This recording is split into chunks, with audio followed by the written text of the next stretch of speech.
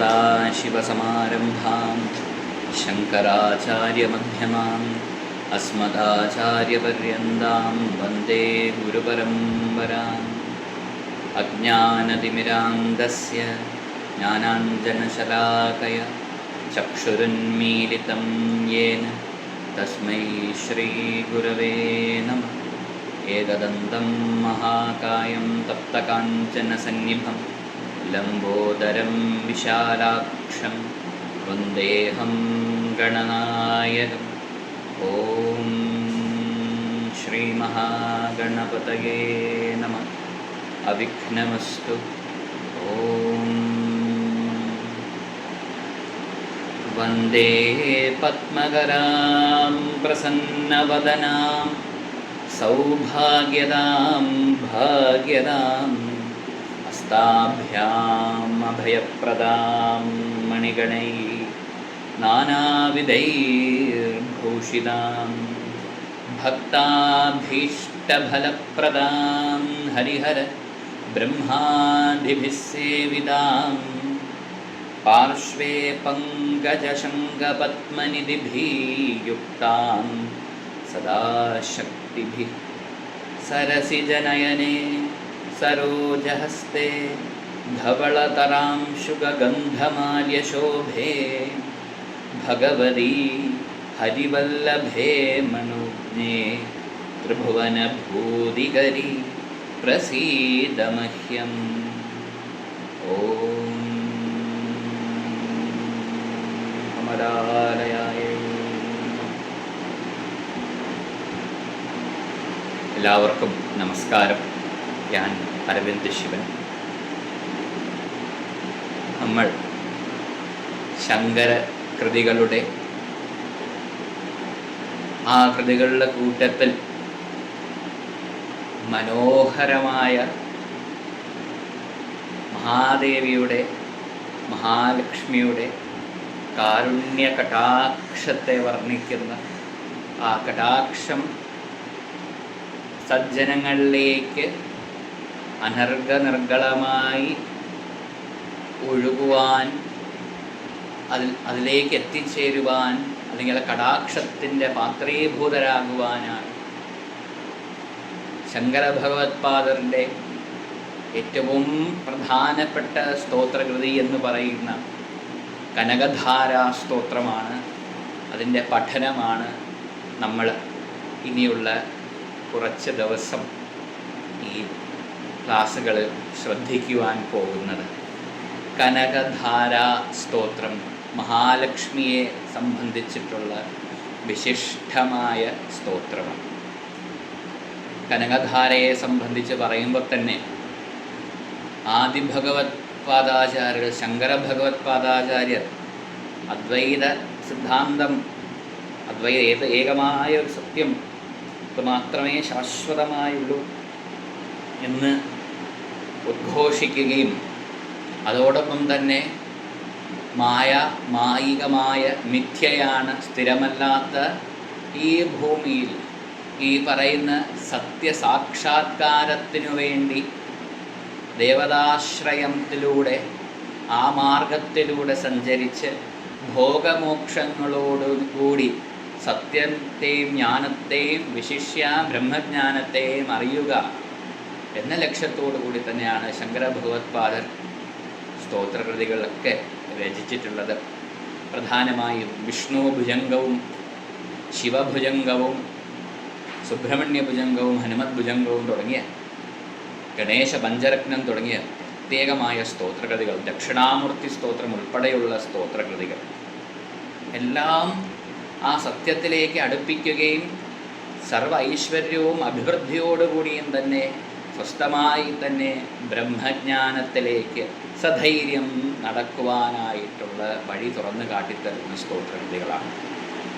ആ സ്തോത്രകൃതികളിലെ ഏറ്റവും പ്രാമുഖ്യം തൻ്റെ വഴിയിൽ തടസ്സമായി നിൽക്കുന്ന പ്രതിസന്ധികളെയൊക്കെ തട്ടിമാറ്റിക്കൊണ്ട് കടാക്ഷരശ്മികൾ മഹാലക്ഷ്മിയുടെ മഹാഗുരുവായിരിക്കുന്ന മഹാഗുരുമണ്ഡല രൂപിയായിരിക്കുന്ന മഹാഗുരുമണ്ഡല രൂപിണിയായിരിക്കുന്ന മഹാലക്ഷ്മിയുടെ കടാക്ഷത്തിന് പാത്രീഭൂതരാകുവാൻ ഉതകുന്ന സ്തോത്രം ശങ്കര ഭഗവത്പാദർ കനകധാരാ സ്തോത്രത്തിലൂടെ അമ്മയുടെ അനുഗ്രഹത്തെ പറ്റിയും അമ്മയുടെ മഹാത്മ്യത്തെ പറ്റിയും അതിൽ കാണാൻ സാധിക്കും. അതിൽ തന്നെ സ്തോത്രത്തിൻ്റേതായ പ്രത്യേകതകളുള്ള ഒരു പ്രാർത്ഥനയും കൂടി ഉൾപ്പെടുന്നതാണ്. കനകധാര എന്ന് പറയുമ്പോൾ തന്നെ കനകം സ്വർണമെന്നും ധാര എന്ന് പറയുന്നത് ഒഴുക്ക്, സ്വർണത്തിൻ്റെ ഒഴുക്ക്, ഐശ്വര്യത്തിൻ്റെ ഒഴുക്ക്, സമൃദ്ധിയുടെ ഒഴുക്ക്, ഐശ്വര്യത്തിൻ്റെയും ധനത്തിൻ്റെയും ഒക്കെ ഒഴുക്കായിട്ട് സ്വർണത്തിൻ്റെ ഒഴുക്ക്, പ്രകാശമാനമായിരിക്കുന്ന സ്വർണത്തിൻ്റെ ഒഴുക്ക്, ഐശ്വര്യത്തിൻ്റെ കുത്തൊഴുക്ക് എന്ന് വേണമെങ്കിൽ പറയാം കനകധാരയെ സംബന്ധിച്ച്.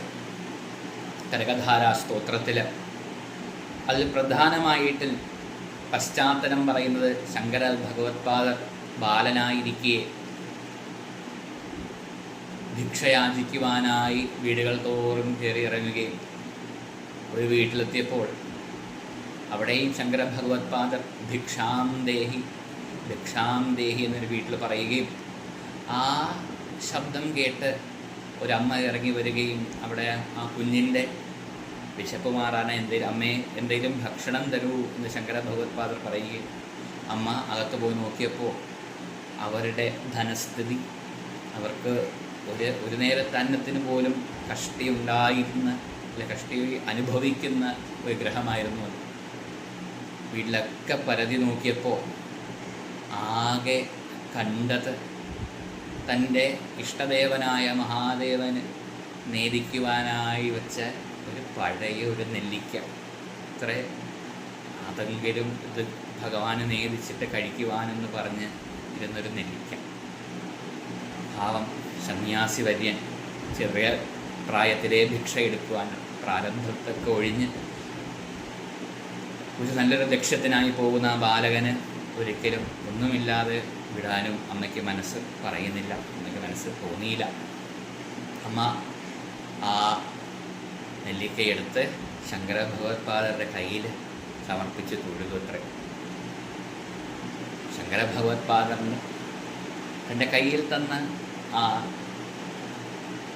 ഇത്രയും ഫ്രഷ് അല്ലാത്തതൊക്കെ പറയാം, പഴകി വരുന്ന ആ ഒരു ഉണങ്ങിയ നെല്ലിക്ക അത് കണ്ട് ശങ്കരൻ്റെ ഹൃദയം ഒന്ന് കാറി, ഒന്ന് പിടഞ്ഞു. അമ്മയുടെ മുഖത്ത് നോക്കി അവിടുത്തെ സ്ഥിതി മനസ്സിലായി.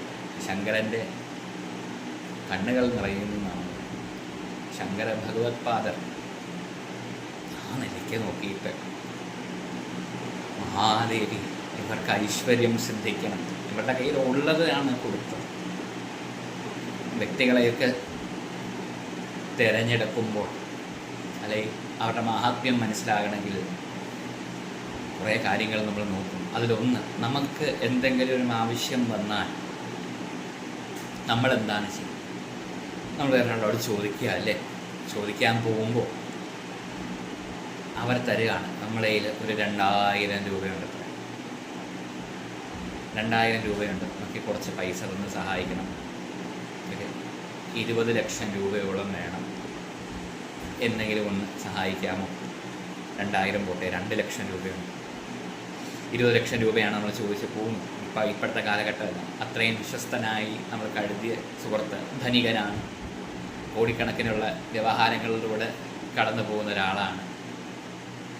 അപ്പോൾ ഈ പൈസ അതുപോട്ടെ, 20,000 രൂപ അല്ലേ, അതുപോട്ടെ 20 ലക്ഷം തന്നെ ആവട്ടെ, 20 ലക്ഷം രൂപ ചെറിയൊരു എമൗണ്ടാണ്. 2 കോടിയിലധികം ആസ്തിയുള്ള അദ്ദേഹം 20 ലക്ഷത്തിന് ചോദിച്ചപ്പോൾ എൻ്റെ കയ്യിൽ 2000 രൂപയേ ഉള്ളൂ, അത് ഞാൻ നൽകാം. 2000 ഭയങ്കര കഷ്ടിയാണ്, സെയിലൊന്നും നടക്കുന്നില്ല, അതുകൊണ്ട് ഈ 2000 കൊണ്ട് തൃപ്തിപ്പെടണം എന്ന് പറഞ്ഞ് പൈസ തരും. വേറൊരാളുടെ അടുത്ത് പോയി അദ്ദേഹത്തിൻ്റെ കയ്യിലുള്ളത് എത്രയാണ്? 20,000 രൂപയാണ്. സഹായം ചോദിച്ചു, ഇങ്ങനെ അവസ്ഥയാണ്, ആരോഗ്യ പ്രശ്നമാണ്, ആശുപത്രിയിൽ പോകണം, 20 ലക്ഷമാണ് വേണ്ടത്.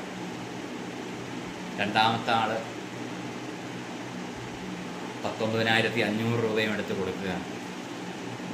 500 രൂപ ഒക്കെയാണ് തൻ്റെ ദൈനംദിനമായ, അദ്ദേഹത്തിൻ്റെ അത്രയേ ഉള്ളൂ, 20,000 രൂപ മാത്രമേ ഉള്ളൂ. ഭക്ഷണം പോട്ടെ 500 രൂപയെങ്കിലും ബാക്കി മുഴുവനാണ് എടുത്തോട്ടെ, ഇതല്ലേ എൻ്റെ കയ്യിലുള്ളൂ. 19,500 രൂപയും കൊടുക്കുന്നു. ഇതിൽ ആര് നൽകിയതാണ് മഹാത്മ്യമേറിയത്? എൻ്റെ കയ്യിൽ അത്രയേ ഉള്ളൂ. ഉള്ളതിൽ തന്നെ കൂടുതലും ത്യാഗം. അതാണ് ഐശ്വര്യത്തെയും ഈശ്വരീയതയൊക്കെ വിളിച്ചു വരുത്തുന്ന അനുഗ്രഹം തരുന്നത്. ഈശാവാസ്യമിതം സർവം യത്കിഞ്ച ജഗത്യാം ജഗത്തേന ത്യക്തേന ഭുഞ്ചീത മാകൃത തസ്യ സിദ്ധനം. ത്യാഗത്തോടുകൂടിയാണ് ഈശ്വരാനുഗ്രഹം ലഭിക്കുക. അപ്പോൾ ഇങ്ങനെ നൽകുന്നവർക്ക് അവരുടെ ഉള്ളതാണ് തന്നത്. അങ്ങനെയുള്ളവരുടെ മനസ്സറിയാൻ തക്കവണ്ണമുള്ള അനുഗ്രഹമുള്ള വ്യക്തികൾ വന്നു ചേരും. ആ അമ്മയ്ക്ക് ആ അനുഗ്രഹമാണ് ശങ്കര ഭഗവത്പാദർ അവിടെ പ്രത്യക്ഷീഭവിച്ച ശങ്കര ഭഗവത്പാദർക്ക് മനസ്സിലാവുകയും മഹാലക്ഷ്മിയെ സ്മരിച്ചുകൊണ്ട് മൂലമന്ത്രത്തോടുകൂടി അംഗം ഹരേ പുളകഭൂഷണമാശ്രയന്തി ഭൃംഗാവതീവം വിപുളാഭരണം നമാൻ അംഗീകൃതാംഗില വിഭൂതിരവാംഗലീല മാംഗല്യദാസ്തു മമ മംഗലദേവതായ എന്ന് തുടങ്ങി 21 ശ്ലോകത്തോടു കൂടിയ കനകധാരാ സ്തോത്രം സമർപ്പിക്കുകയുണ്ടായി. ചൊല്ലിക്കഴിഞ്ഞതും ആകാശത്തു നിന്നാണ് പറയുന്നത്. സ്വർണ്ണവർഷമാണ് ഇവിടെ ഉണ്ടായത്. അനുഗ്രഹത്തിൻ്റെ അല്ലെങ്കിൽ ഐശ്വര്യാഭിവൃദ്ധിയുടെ ഒരു കുത്തൊഴുക്കാണ് പിന്നെ അവിടെ കാണാൻ തുടങ്ങിയത്. സ്വർണ്ണ നെല്ലിക്കകൾ എന്നാണ് പറയുന്നത്. ചിലപ്പോൾ അവിടെ ഉണ്ടായ ഗൃഹത്തിലുണ്ടായ ഐശ്വര്യത്തെ സൂചിപ്പിക്കുന്ന കാവ്യഭാവന ആയിരിക്കാം സ്വർണ്ണാമലങ്ങൾ മഴയായി പെയ്തു എന്ന് പറയുന്നത്. ആ മന പിന്നെ അത് സ്വർണ്ണത്ത് മന എന്ന് കാലടിയുടെ ആ ഭാഗത്ത് അറിയപ്പെടുന്ന മന ഇപ്പോഴുമുണ്ട്. അവിടെയാണ് കനകധാരാ സ്തോത്രത്തിൻ്റെ മാഹാത്മ്യം കാണുന്നത്. അപ്പോൾ കനകധാരാ സ്തോത്രത്തിലെ നമ്മൾ അപ്രോച്ച് ചെയ്യുമ്പോൾ അല്ലെങ്കിൽ അതിനെ സമീപിക്കുമ്പോൾ നമുക്ക് അമ്മേ എനിക്ക് ധനം വേണം, ഐശ്വര്യം വേണം, ഇതൊക്കെ വേണം, ഇതൊക്കെ പ്രാർത്ഥിക്കാം. പക്ഷെ അതിലുപരിയായിട്ട് ഡിസയർലെസ്നെസ്, ഒരാഗ്രഹവുമില്ലാതെ അമ്മയോടുള്ള അകൈതവമായ സ്നേഹം, ഭക്തി, പ്രേമം, ഇതിലൂടെ അമ്മയെ വിളിക്കാൻ പറ്റിയ ഏറ്റവും മനോഹരമായ സ്തോത്രകൃതികളാണിത്. ഭക്തിപരമായിട്ട് ശാർങ്കായുധവല്ലഭായ നാരായണവല്ലഭായ തുടങ്ങിയ അമ്മയെ പല പേരുകളോടുകൂടി വിളിക്കുകയാണ്. തസ്മൈ നമസ്ത്രിഭുവനൈക ഗുരോസ്തരുണ്യൈ. അത്രയും പ്രേമ ഭക്തി ഭാവത്തോടുകൂടി ഉൾക്കൊണ്ട് കനകധാരയെ അപ്രോച്ച് ചെയ്യുന്ന സമീപിക്കുന്നവർ അവർക്ക് കനകധാര വർഷിച്ചുകൊണ്ടേയിരിക്കും. ഏറ്റവും പ്രധാനമായ ജ്ഞാനം ലഭിക്കുകയും ചെയ്യും. അമ്മ ഗുരുമണ്ഡല രൂപിണിയാണ്. അതോടൊപ്പം തന്നെ നാരായണൻ്റെ സ്മരണ അതും അത്യന്താപേക്ഷിതമാണ്. നാരായണനെ സ്മരിക്കുകയാണെങ്കിൽ മഹാലക്ഷ്മി കൂടെ വരും എന്നാണ് പറയുന്നത്. അപ്പോൾ മഹാലക്ഷ്മിയെയും ഭജിക്കണം, നാരായണനെയും ഭജിക്കണമെന്ന് പറയും. അപ്പോൾ ഈ രീതിയിൽ കനകധാരയെ നമുക്ക് പഠിക്കുവാം, ഭാവാർത്ഥങ്ങളിലൂടെ തന്നെ കടന്നു പോകാം. എല്ലാവരെയും നമസ്കരിച്ചുകൊണ്ട് തുടർന്നുള്ള ദിവസങ്ങളിൽ നമുക്ക് കനകധാരാ സ്തോത്രത്തിലേക്ക് പ്രവേശിക്കാം. ഓം ശ്രീ മഹാലക്ഷ്മിയേ നമഃ. ഹരി ഓം.